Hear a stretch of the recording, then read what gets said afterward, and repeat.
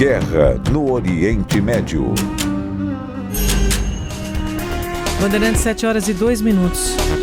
O conflito entre Israel e o grupo terrorista Hamas entra num momento em que várias autoridades internacionais tentam avançar numa negociação. Até agora, nada de efetivo foi articulado e a crise humanitária na faixa de Gaza é iminente. Já a incursão terrestre das tropas israelenses e a abertura da fronteira com o Egito, que estavam previstas, não aconteceram. Ao vivo, Guilherme Oliveira traz as últimas atualizações. Bom dia, Guilherme. Silvânia, tudo bem? Ótimo dia a você, ao Nelson, a quem nos acompanha aqui no Primeira Hora. Pois é, mais um dia do conflito entre Israel e Hamas e mais um dia de bombardeios, ataques aéreos, enquanto as forças de Benjamin Netanyahu ainda não fizeram aquela incursão terrestre prometida. Segundo os militares israelenses, entre os alvos de hoje estava um banco usado para financiar o grupo terrorista. No sul de Gaza, milhares de pessoas seguem à espera da abertura da fronteira com o Egito. Ontem, por algumas vezes, houve a esperança dessa liberação, mas ela não aconteceu. A Organização Mundial da Saúde apelou por ajuda e disse que a faixa de Gaza, principalmente no sul, pode ser palco de uma catástrofe humanitária já a partir de hoje. Isso porque a falta de comida, água e combustível, além da linha de energia estar prejudicada, os hospitais também todos sobrecarregados. Já do lado de Israel, sirenes voltaram a tocar em Tel Aviv por risco de bombardeio. Até o primeiro-ministro Benjamin Netanyahu e o secretário de Estado americano Antony Blinken tiveram que se proteger num bunker por causa do alerta. O conflito entre Israel e o grupo terrorista Hamas, que está no 11º dia, já deixou mais de 4.000 mortos. São pelo menos 2.800 do lado palestino, 1.400 do lado israelense e quase 15.000 feridos nas duas regiões. Daqui a pouco a gente volta com mais atualizações, Silvana. Obrigada, Guilherme Oliveira. São 7h04.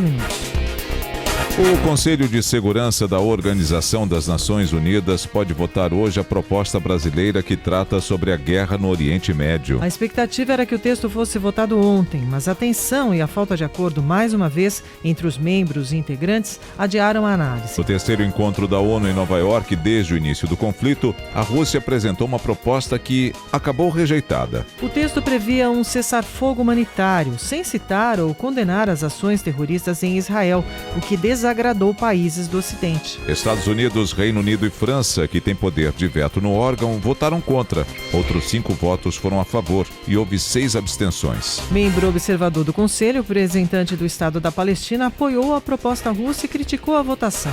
Ele alegou que Israel está realizando um massacre contra a população palestina e acusou o Conselho de omissão. Em contrapartida, o diplomata israelense afirmou que toda a ajuda financeira que deveria ir para os palestinos está nas mãos do Hamas.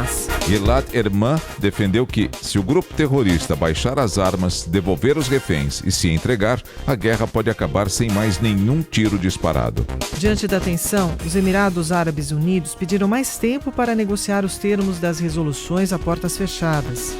Assim como o russo, o texto do Brasil condena hostilidades contra civis e pede a libertação imediata dos reféns. No entanto, Itamaraty responsabiliza o Hamas pelo ataque e pede o fim imediato da ordem de Israel para que civis deixem a região norte da faixa de Gaza. O texto propõe ainda pausas humanitárias para acesso de órgãos de auxílio internacional nas áreas de conflito, bem como a criação de corredores humanitários. De Brasília, Lula acompanhou a reunião da ONU ao lado do ministro das Relações Exteriores, Mauro Vieira. O presidente conversou por telefone com o presidente do Conselho Europeu a fim de garantir apoio de outras nações. Segundo o Planalto, Charles Michel concordou com a proposta brasileira.